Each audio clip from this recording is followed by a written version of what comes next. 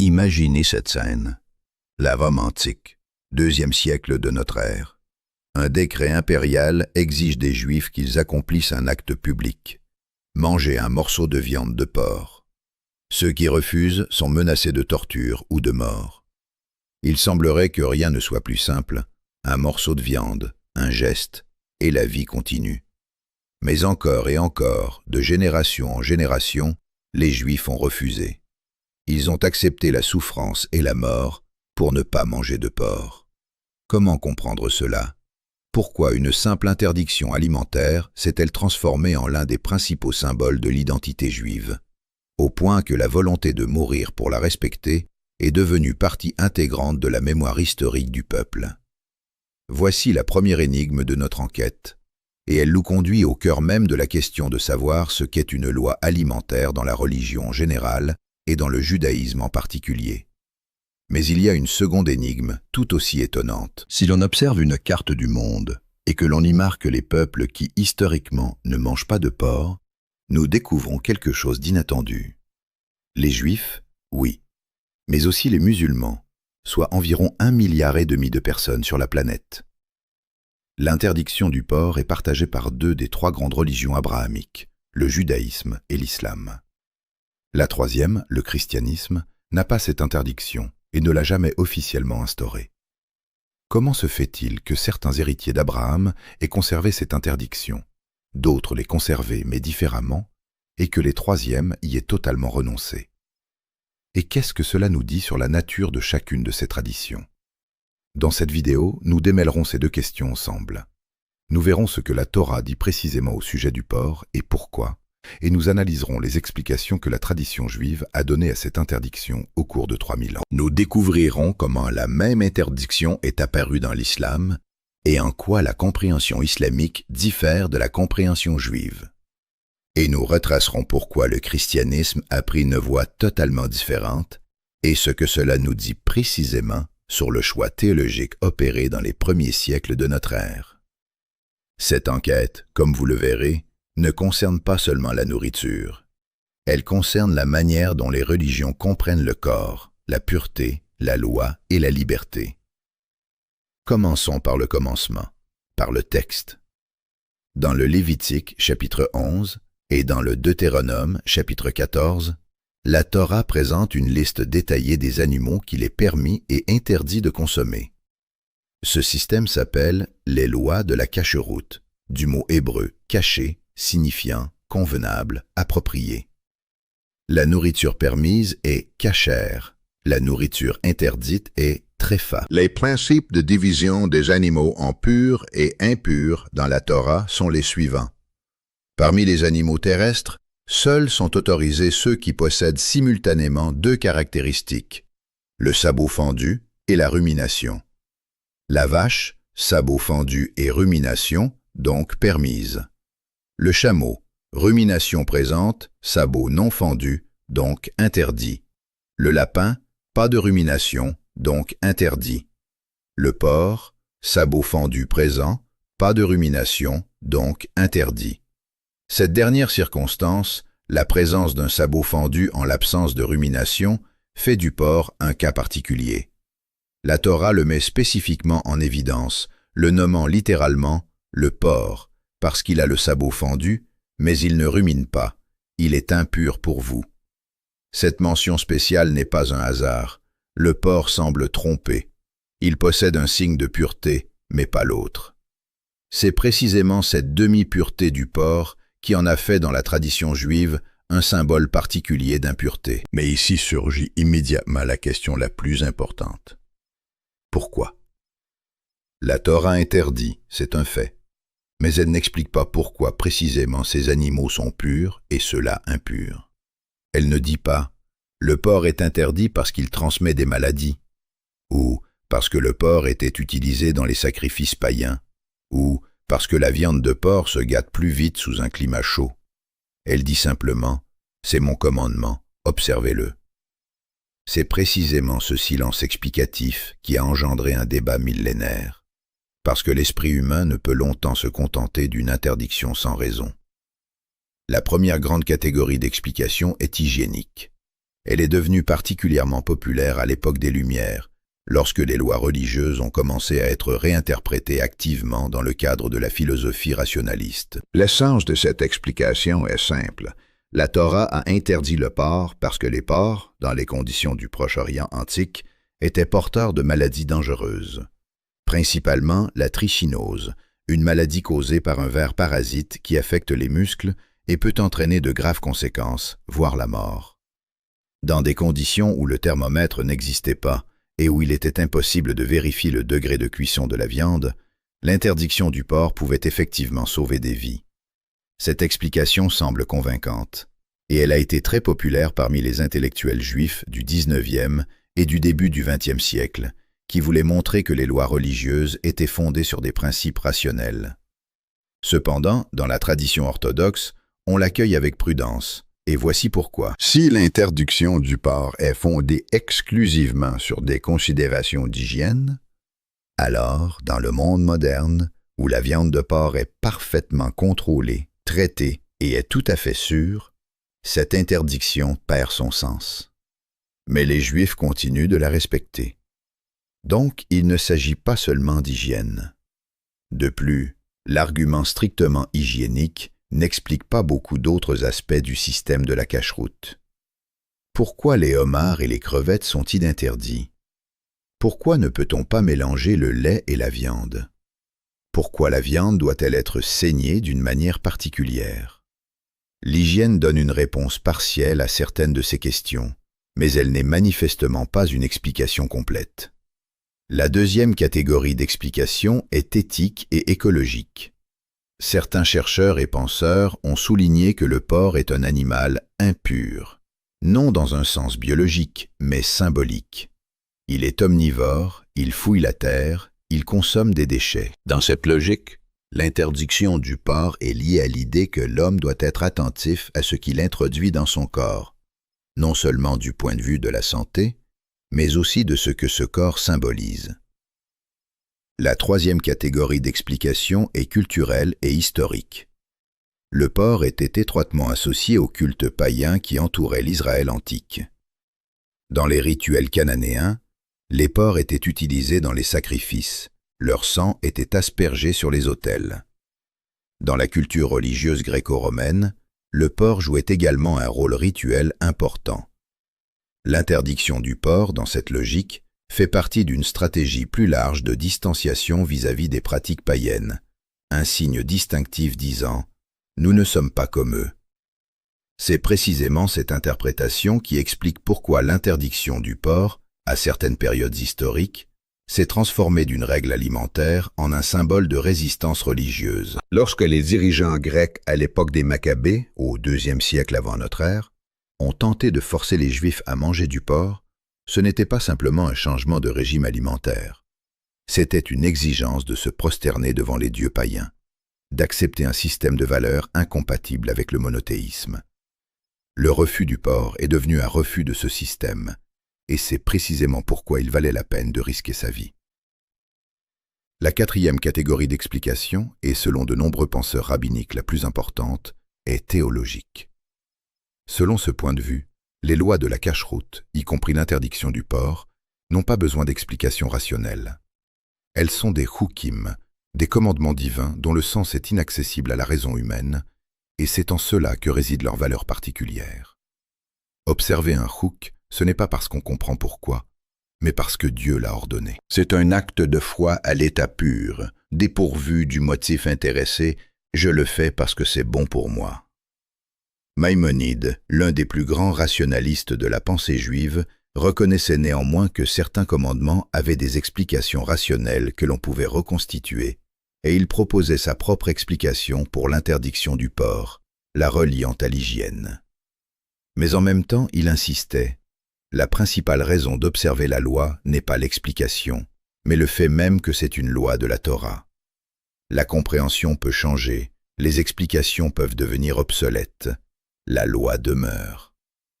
C'est précisément cette position qui est normative pour le judaïsme orthodoxe jusqu'à aujourd'hui.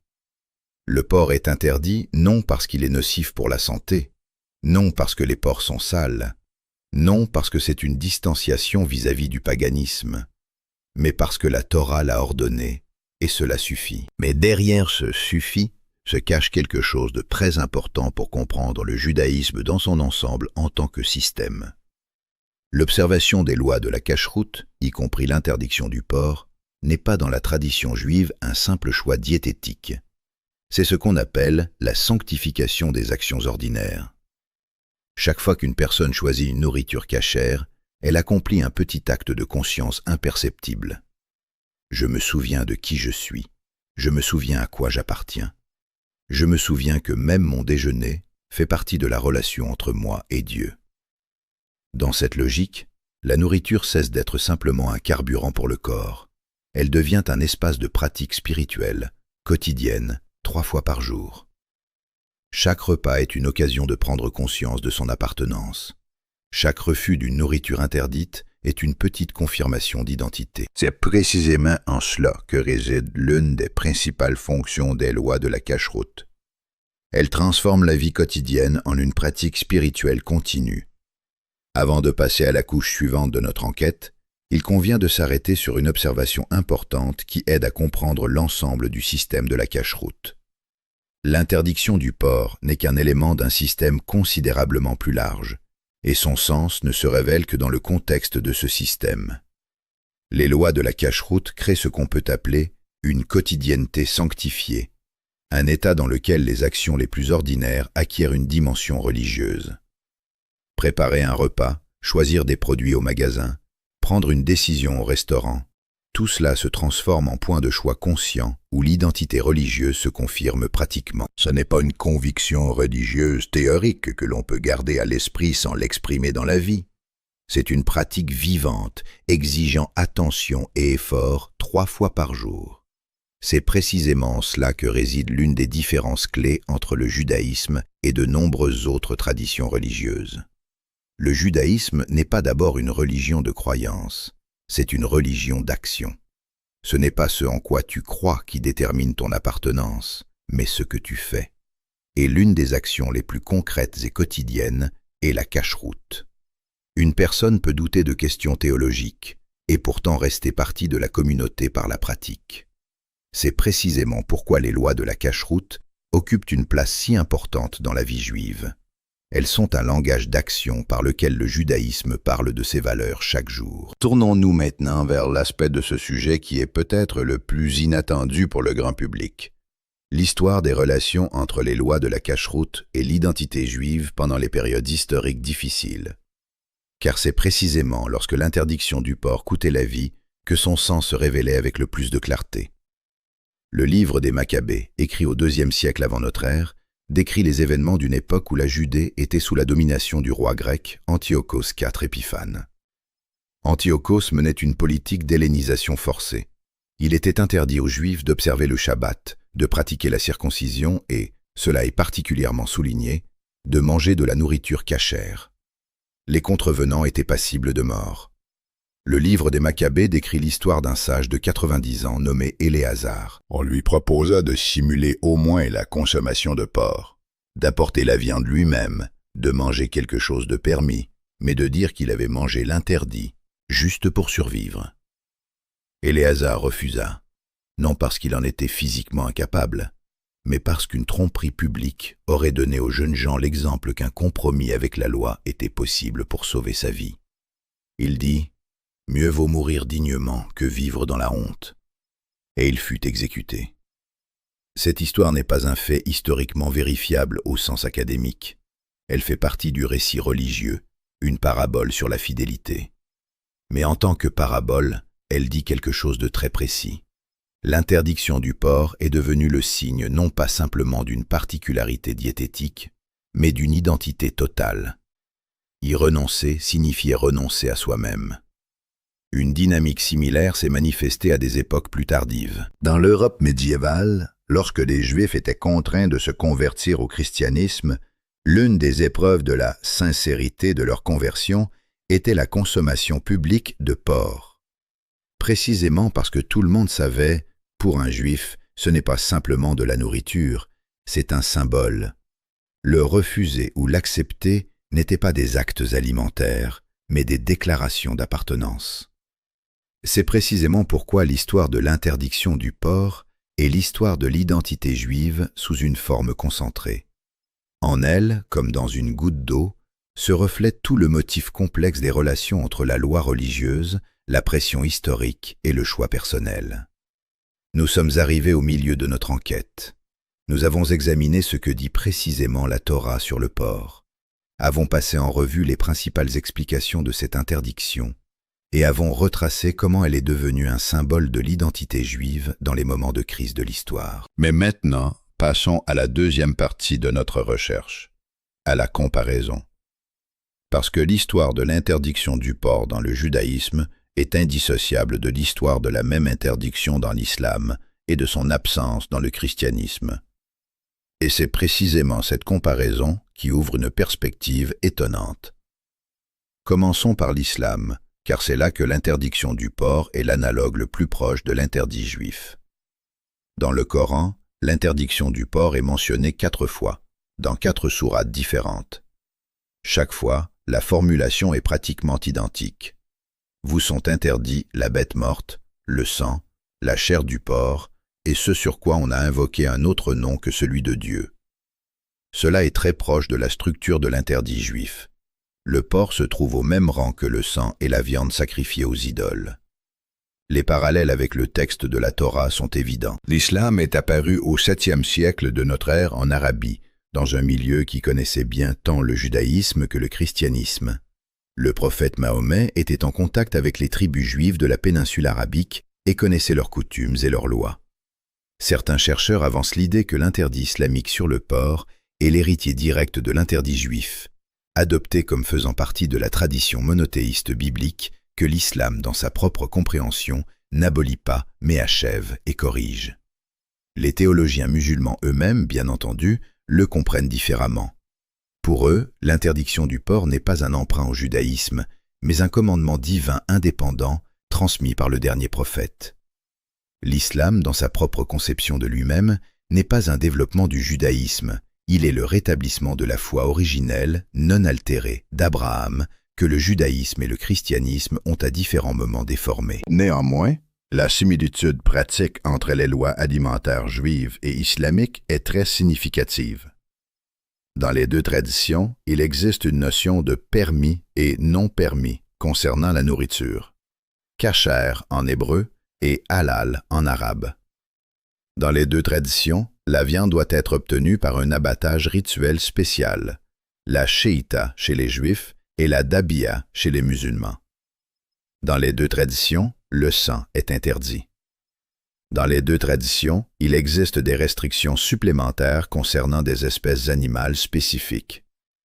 Cependant, il existe aussi des différences fondamentales entre les 2 systèmes, qui sont souvent négligées. Premièrement, la cacheroute juive inclut l'interdiction de mélanger le lait et la viande, une règle qui n'existe pas dans le droit islamique. Deuxièmement, les exigences concernant l'abattage rituel diffèrent quelque peu dans les détails entre les 2 traditions, à tel point que la viande cachère n'est pas toujours halal et vice-versa, bien qu'elle soit pour la plupart compatible. Troisièmement, l'islam n'interdit pas les mollusques et crustacés aussi clairement que le judaïsme. Dans les madahib, c'est-à-dire les écoles juridiques de l'islam sunnite, il existe différentes positions sur cette question. La justification théologique de l'interdiction du porc dans l'islam diffère également un peu de celle du judaïsme. Alors que la tradition juive s'abstient d'explications rationalistes détaillées, préférant le principe « Dieu l'a ordonné », la tradition islamique est globalement plus encline à chercher des justifications pratiques, telles que des considérations d'hygiène ou l'idée que le porc est un animal impur par nature. Bien que là aussi, l'argument principal reste le commandement direct du Coran. L'aspect social de ces 2 interdits est également intéressant. Pour un juif vivant en diaspora, l'observance de la cacheroute, et en particulier le refus du porc, est un rappel quotidien de son appartenance et de sa différence avec la majorité environnante. On peut en dire autant d'un musulman vivant dans une société non musulmane. Le refus du porc dans un contexte social est un marqueur. Cette personne est différente. Elle appartient à une autre tradition, suit d'autres règles, reconnaît une autre autorité. C'est précisément cette fonction de l'interdit alimentaire, en tant que marqueur identitaire, qui le rend particulièrement significatif dans des conditions de dispersion et de minorité.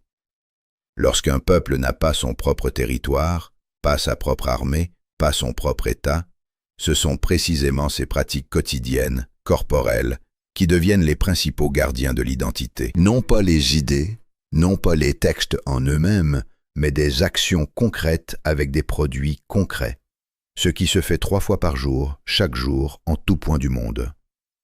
Il convient également de noter que dans le monde globalisé contemporain, les 2 interdits, juifs et musulmans, créent des conséquences pratiques très concrètes.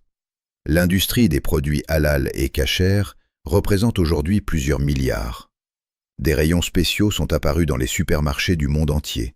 Des plats spéciaux sont proposés dans les aéroports. Des réunions sont organisées dans les bureaux en tenant compte des restrictions alimentaires des participants. Un interdit religieux, formulé il y a des milliers d'années dans les déserts du Sinaï et les oasis d'Arabie, structure aujourd'hui l'économie alimentaire mondiale. C'est en soi un fait historique frappant qui montre à quel point ces lois anciennes restent vivantes dans le monde moderne. Tournons-nous maintenant vers le participant le plus inattendu de notre comparaison, le christianisme. Car la position du christianisme sur la question du porc est peut-être la plus dramatique sur le plan théologique des 3. Le christianisme est issu du judaïsme. Jésus était un juif qui observait les lois juives. Ses disciples étaient juifs. Les premières décennies de l'existence du mouvement chrétien, il était perçu, et se percevait lui-même, comme un courant au sein du judaïsme et non comme une nouvelle religion. Et tous ces juifs, bien entendu, observaient les lois de la cacheroute, y compris l'interdiction du porc. Mais ensuite, quelque chose se produisit qui changea tout, et ce quelque chose est l'un des tournants théologiques les plus importants de l'histoire religieuse mondiale. Dans les Actes des Apôtres, au chapitre 10, est décrite une vision de l'apôtre Pierre. Il voit quelque chose qui ressemble à une grande nappe descendant du ciel, contenant toutes sortes d'animaux, purs et impurs ensemble. Et une voix dit, « Lève-toi, Pierre, tue et mange. » Pierre refuse, « Non, Seigneur, car je n'ai jamais rien mangé de souillé ni d'impur. » Et la voix répète, « Ce que Dieu a déclaré pur, ne le regarde pas comme souillé. » Cela se produit 3 fois. Le texte même des Actes explique cette vision de manière allégorique. Il ne s'agit pas de nourriture littérale, mais des hommes, du fait que Pierre ne doit pas considérer les hommes des autres nations comme impurs et doit aller vers eux avec la bonne nouvelle. La vision précède la venue chez Pierre du centurion romain Corneille, un païen que Pierre n'aurait autrement pas accepté.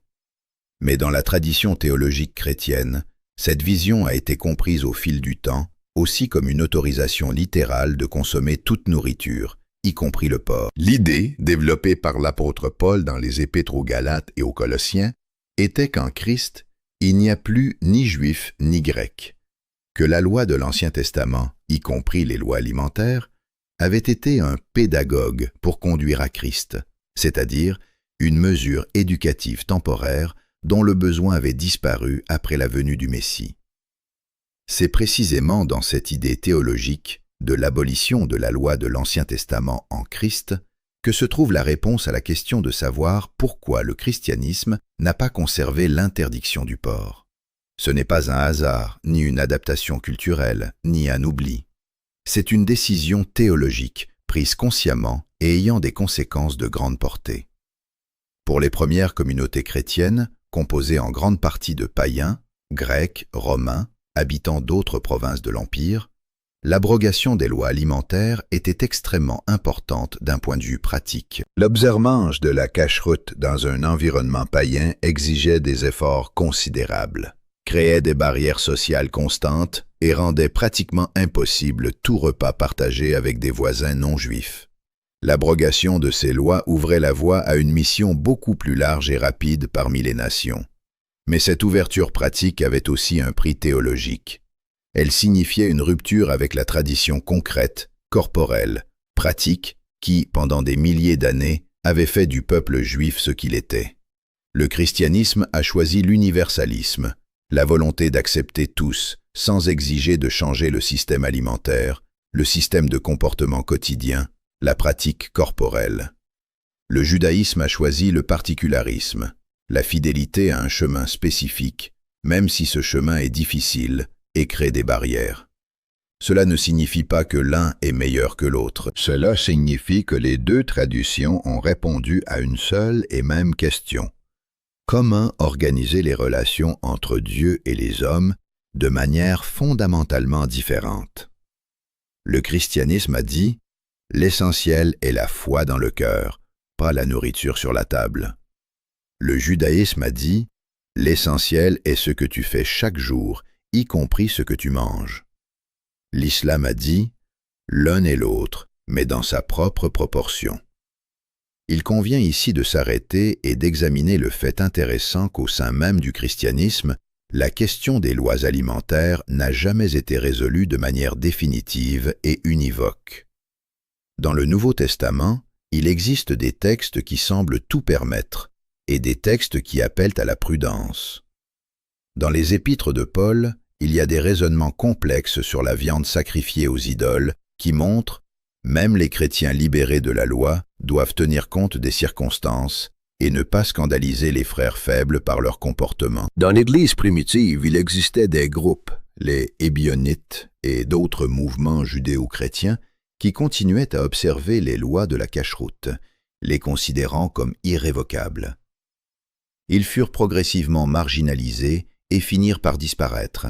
Mais leur existence même montre que la question était vivante et contestée encore plusieurs siècles après Jésus. Même aujourd'hui, dans certaines dénominations chrétiennes, il existe des restrictions alimentaires, bien que d'une nature tout à fait différente. Les adventistes du 7e jour, par exemple, suivent des lois diététiques proches de celles de la Bible et évitent le porc et d'autres animaux impurs. L'Église orthodoxe éthiopienne conserve également un certain nombre d'interdits alimentaires hérités de la tradition de l'Ancien Testament par un lien historique particulier avec le judaïsme. Ces exemples montrent que l'abrogation des lois alimentaires dans le christianisme n'est pas absolue et universelle. Elle est le résultat de décisions théologiques spécifiques prises dans une situation historique spécifique. Revenons maintenant au judaïsme, mais avec un regard nouveau, enrichi par cette comparaison. Car la comparaison permet de voir dans la loi alimentaire juive quelque chose qui autrement reste inaperçu. Le système de la cacheroute dans le judaïsme n'est pas simplement une liste de produits interdits. C'est un système global de relations avec le monde matériel, pénétrant chaque aspect de la préparation et de la consommation de la nourriture. Outre l'interdiction du porc et d'autres espèces de viande impures, la cacheroute inclut l'interdiction de consommer du sang et des méthodes spéciales de saignée de la viande, l'interdiction de mélanger des produits laitiers et carnés dans un même repas, fondée sur la triple répétition dans la Torah de la phrase « Tu ne cuiras pas le chevreau dans le lait de sa mère », des exigences particulières pour l'abattage rituel des animaux, la shéita, qui implique une incision instantanée de la carotide avec un couteau spécialement aiguisé sans ébréchure, minimisant ainsi la souffrance de l'animal. Des exigences de vérification des produits pour la présence d'insectes, également interdits. Chacun de ces éléments porte en lui une signification à plusieurs niveaux. L'interdiction du sang est liée à l'idée que le sang est le porteur de la vie, et que la vie appartient à Dieu. L'homme n'a pas le droit de consommer la substance de la vie. L'interdiction de mélanger le lait et la viande est interprétée par certains comme une exigence de ne pas mélanger le début de la vie, le lait, qui donne la vie au veau, avec la fin de la vie, la viande de l'animal tué. Les exigences de la shéita expriment le souci que la mise à mort nécessaire de l'animal soit effectuée aussi rapidement et sans douleur que possible. L'ensemble de ce système crée une relation particulière à la nourriture, consciente, chargée d'éthique, significative sur le plan théologique. Un juif qui observe le cacheroute ne se contente pas de ne pas manger de mauvaise nourriture.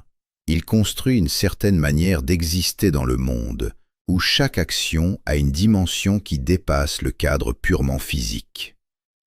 Il convient de s'arrêter particulièrement sur la manière dont le système du cache-route fonctionne au sein de la communauté juive, car cela fait aussi partie de son sens. Le cache-route est un outil puissant d'identité communautaire. Lorsque deux juifs se rencontrent dans une ville inconnue et que l'un sait que l'autre observe le cache-route, quelque chose de commun naît immédiatement entre eux. Ils peuvent manger à la même table. C'est une dimension simple, corporelle, très concrète d'appartenance à une même communauté.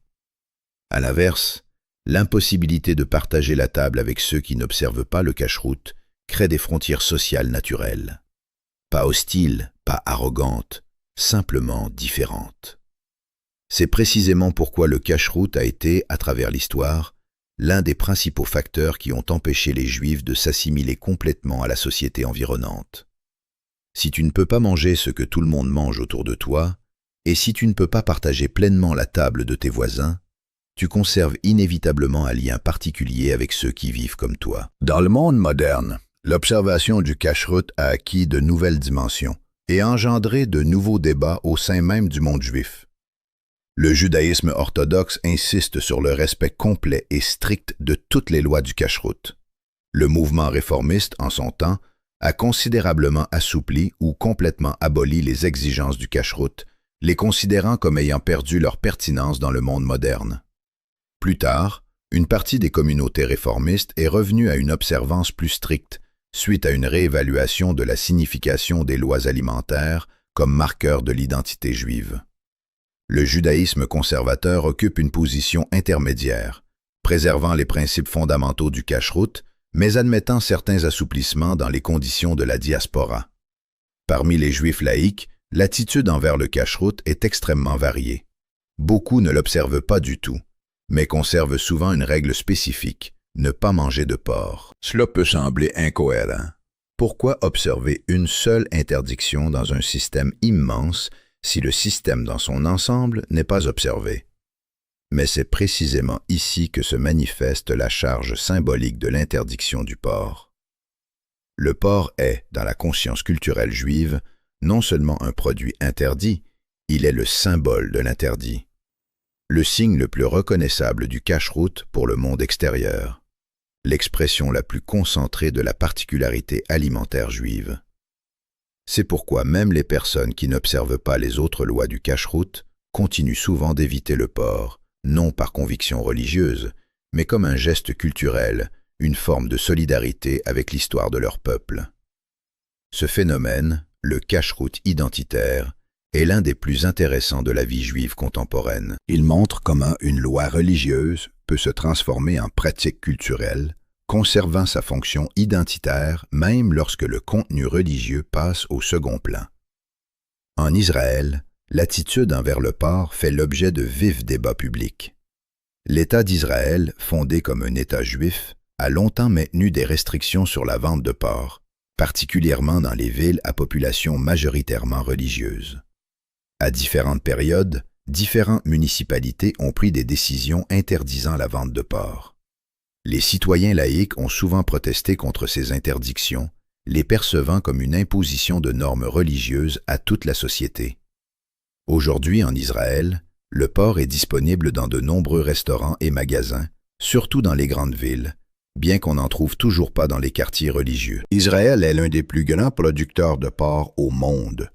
Un paradoxe qui en surprend beaucoup, mais qui reflète la réalité complexe d'un État juif laïque avec une population hétérogène. Il est également curieux qu'en Israël, le porc soit souvent désigné par un euphémisme, viande blanche ou viande sans mémoire, en raison de la sensibilité culturelle liée à son nom direct.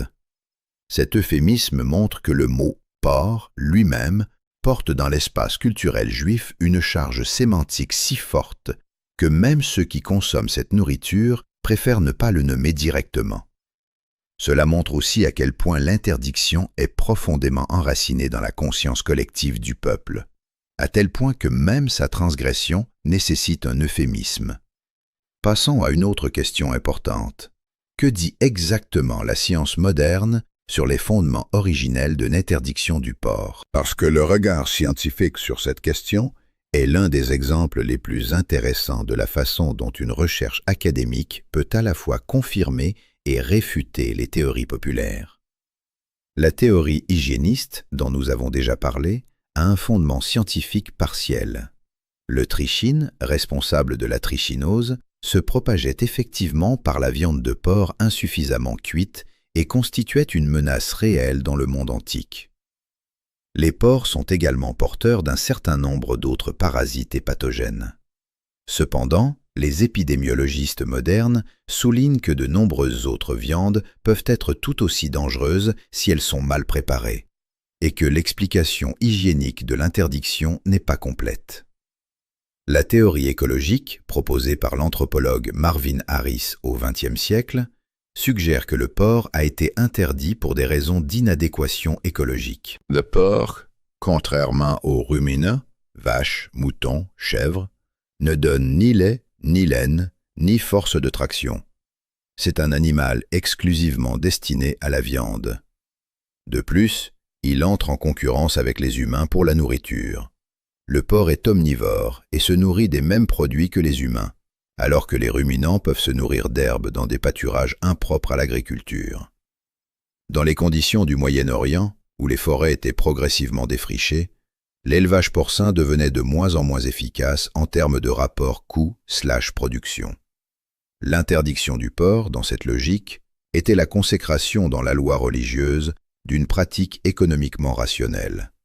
Cette théorie est séduisante par son ingéniosité, mais elle n'est pas non plus une explication complète. De nombreuses sociétés, dans des conditions similaires à celles de l'ancien Moyen-Orient, ont continué à manger du porc. De plus, l'interdiction s'étend à de nombreux autres animaux qui ne s'inscrivent aucunement dans la logique écologique. La théorie culturelle, selon laquelle l'interdiction du porc était avant tout un marqueur de distinction par rapport au peuple païen, trouve le plus de soutien dans la biblistique moderne et dans l'anthropologie religieuse. En effet, le porc jouait un rôle rituel important dans les cultes cananéens et plus tard gréco-romains, et l'interdiction de sa consommation pouvait fonctionner avant tout comme une frontière. Nous ne sommes pas comme eux. Cette explication cadre bien aussi avec la façon dont cette interdiction a fonctionné dans l'histoire, comme un symbole d'opposition, comme un marqueur d'identité, comme un point de conflit avec ceux qui voulaient forcer les Juifs à s'assimiler. Mais, comme nous l'avons déjà dit, la tradition rabbinique dans son ensemble n'accepte aucune de ces explications comme exhaustive, précisément parce que l'explication réduit le statut du commandement. Un commandement que tu observes parce que tu en as compris le sens est un commandement conditionnel. Un commandement que tu observes simplement parce que Dieu l'a ordonné est un commandement absolu. C'est peut-être en cela que réside la leçon théologique la plus profonde de l'histoire de l'interdiction du porc. Ce n'est pas simplement une règle diététique, pas simplement une norme hygiénique, pas simplement un marqueur culturel. C'est une question sur la nature de l'obéissance, sur la nature de la loi et sur la façon dont l'homme construit sa relation avec quelque chose qui le dépasse. Lorsqu'Éléazar, dans le livre des Maccabées, refusait un morceau de porc face à la mort, il ne mourait pas pour un régime, il mourait pour un principe. Il y a des choses qui ne changent pas selon les circonstances. Il y a des engagements qui ne se négocient pas. Il y a une identité qui ne se vend pas pour la vie, parce que sans elle, la vie perd le sens pour lequel elle valait la peine d'être vécue. Et c'est ce qui fait de l'interdiction du porc, malgré son apparente banalité, l'un des éléments les plus riches de sens de la tradition juive. Parce qu'en lui, comme dans un miroir, se reflète tout le judaïsme, sa fidélité à une loi concrète, sa volonté d'être différent, sa conviction que la vie quotidienne est un espace de réalisation spirituelle, et son refus d'accepter que ce n'est qu'un détail. Pour conclure cette enquête, tournons-nous vers ce que chacune des trois traditions nous dit par son choix sur cette question. Le judaïsme, qui a préservé l'interdiction pendant 3000 ans et est prêt à en payer le prix fort, dit « La loi est réelle, le corps est sacré, le quotidien a de l'importance. Chaque acte d'observance de la loi, même aussi petit que le refus d'un plat, est une affirmation d'appartenance à l'alliance. » L'islam, qui a adopté la même interdiction 600 ans après Jésus, dit à peu près la même chose. La loi de Dieu s'étend à tout, y compris le corps et la nourriture. Le halal n'est pas simplement un régime, c'est une manière de vivre dans une conscience constante de la présence divine. Le christianisme, qui a aboli l'interdiction, dit « L'essentiel n'est pas la loi extérieure, mais la foi intérieure.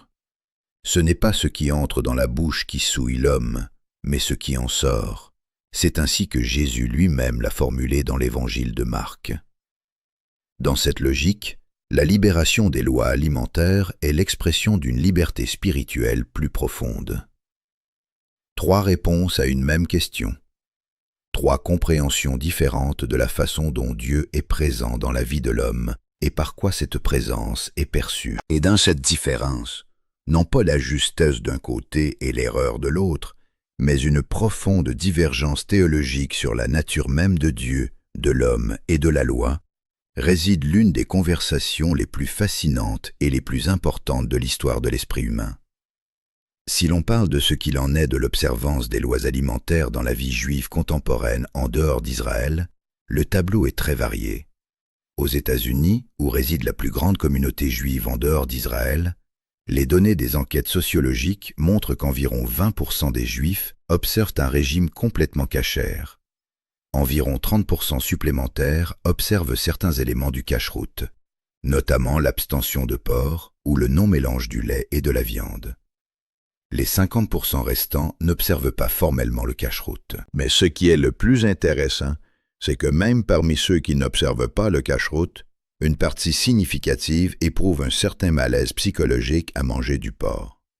Ce phénomène est décrit par les sociologues des religions comme un résidu cognitif de l'éducation religieuse, le sentiment de transgresser quelque chose d'important, même si l'on est intellectuellement convaincu qu'il ne s'agit que de nourriture. C'est dans ce résidu que se manifeste la profondeur avec laquelle l'interdiction du porc est enracinée dans l'inconscient culturel juif. Un phénomène similaire s'observe dans le monde musulman. Des études montrent que de nombreux musulmans laïcs, qui n'observent pas la prière et d'autres pratiques religieuses, continuent néanmoins d'éviter le porc.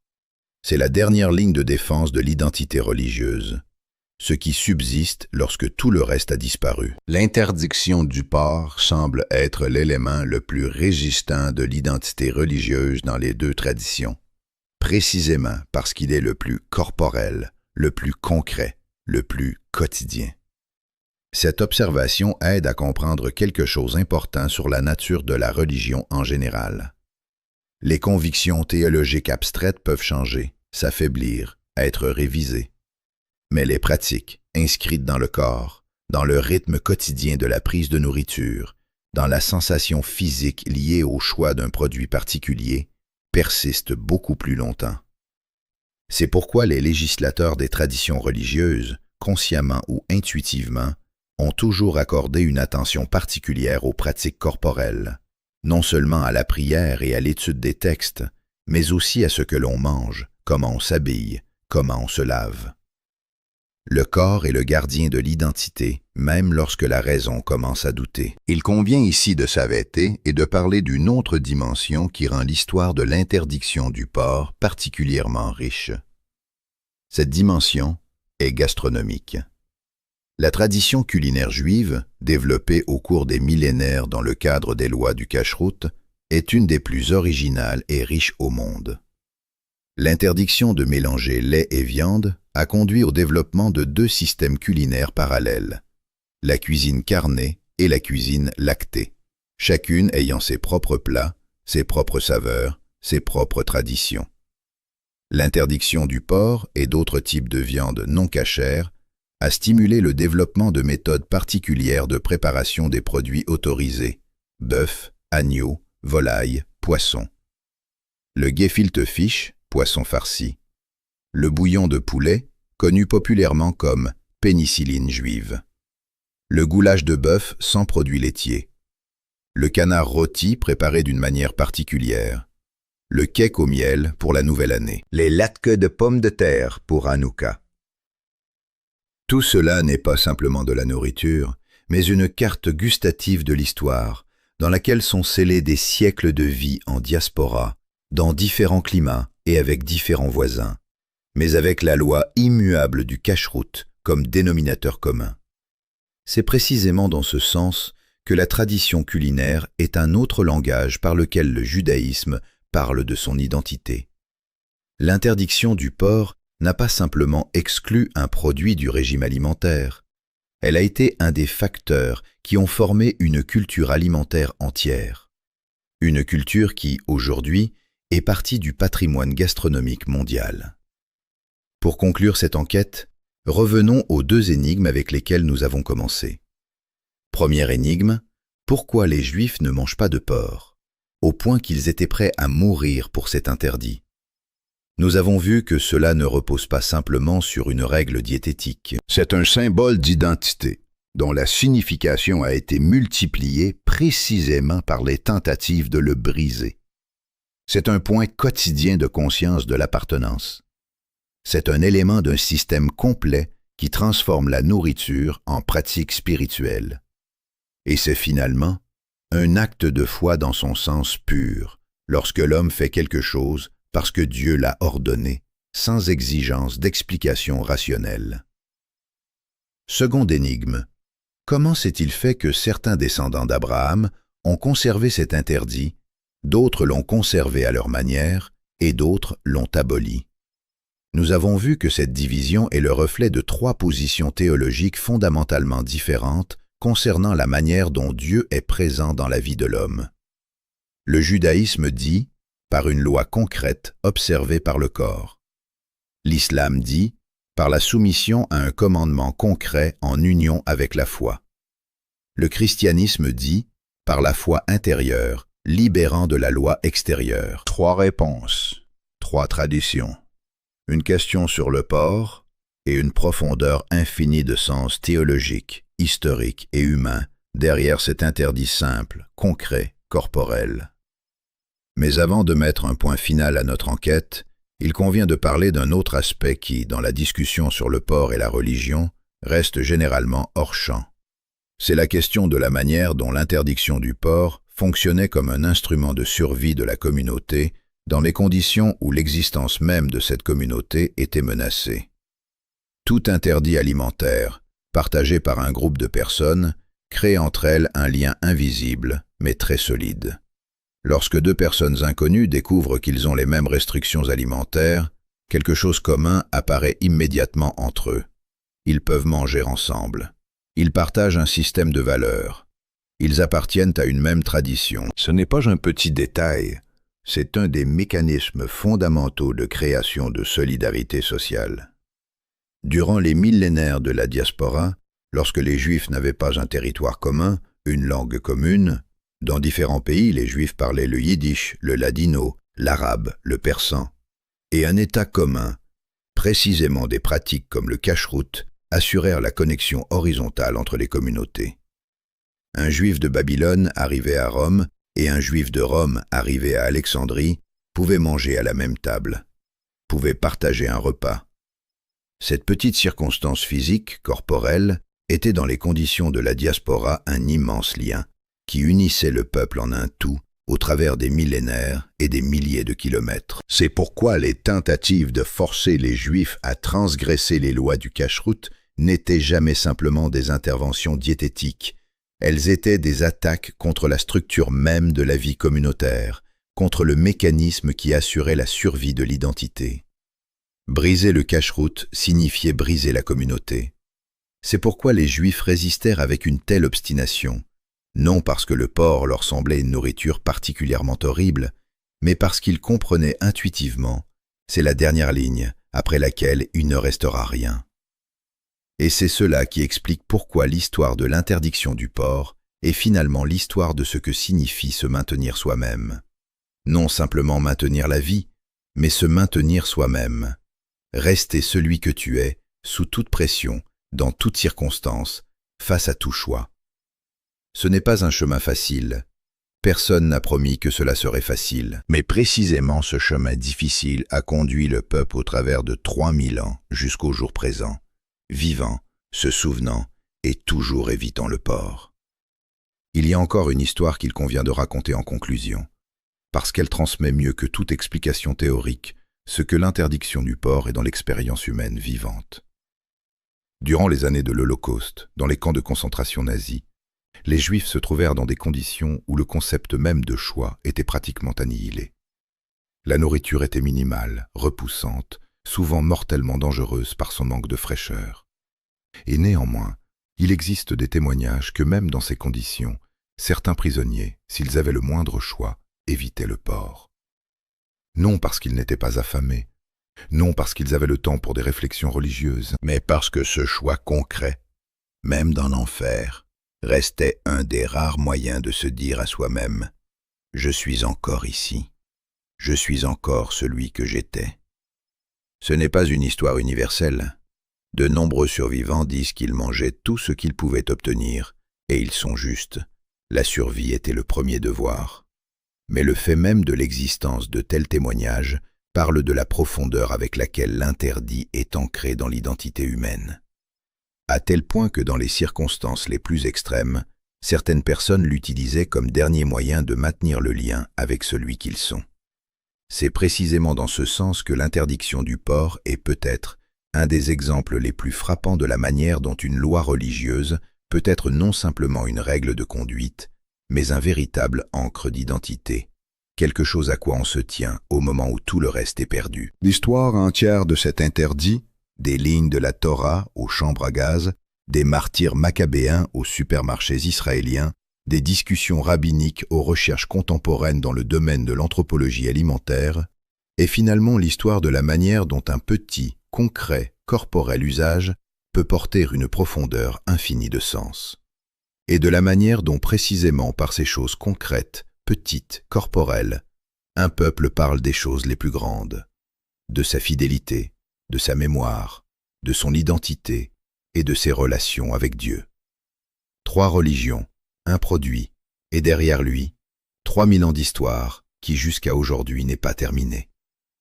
Si nous résumons tout ce que nous avons examiné dans cette enquête, nous pouvons formuler quelques observations clés, chacune ouvrant un angle de vue particulier sur une question qui semble simple. Première observation. L'interdiction du porc dans le judaïsme n'est pas une règle isolée, mais un élément d'un système complet, le kashrut, qui transforme la prise de nourriture en une pratique spirituelle quotidienne. Dans ce système, chaque choix a une signification. Chaque repas est un point de conscience. Chaque non à un produit prohibé est un petit oui à l'appartenance à l'alliance. Seconde observation. Les explications de cet interdit sont nombreuses, hygiéniques, écologiques, culturelles, théologiques, et aucune d'elles est complète et exhaustive. Ce n'est pas une faiblesse de la tradition, mais sa force. L'interdit existe indépendamment de toute explication concrète, et donc aucune explication obsolète ne peut l'annuler. Troisième observation. L'histoire de cet interdit est l'histoire d'un symbole, dont la puissance a été multipliée précisément par les tentatives de le briser. Chaque fois qu'une force extérieure demandait aux Juifs de transgresser les lois du kashrut, d'Antiochus aux nazis, le refus de cette demande devenait un acte de résistance et de préservation de soi qui renforçait l'identité. Quatrième observation. La comparaison des 3 traditions abrahamiques sur la question du porc expose une différence théologique fondamentale entre elles dans la compréhension de la nature de la vie religieuse. Le judaïsme et l'islam insistent que Dieu est présent dans la vie de l'homme par une loi concrète, régulant des actions concrètes du corps. Le christianisme a choisi le chemin de la liberté intérieure, de la loi extérieure. Chacun de ces chemins a sa propre profondeur et ses propres conséquences. Cinquième et peut-être observation la plus importante, l'interdiction du porc est un des exemples les plus brillants de la manière dont une pratique religieuse peut fonctionner simultanément sur plusieurs niveaux, théologique, social, psychologique, historique et gastronomique. C'est simultanément une loi de la Torah et un marqueur d'identité, et un instrument de cohésion communautaire, et un symbole de résistance, et un ancre de mémoire. Précisément cette multidimensionnalité le rend si résistant. Il ne dépend pas d'un seul sens, il se maintient sur plusieurs simultanément.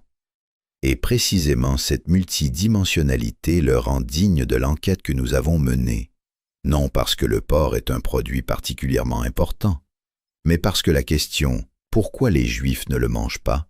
se révèle, après examen attentif, une question sur les strates les plus profondes de l'identité humaine, de la loi religieuse et de la mémoire historique.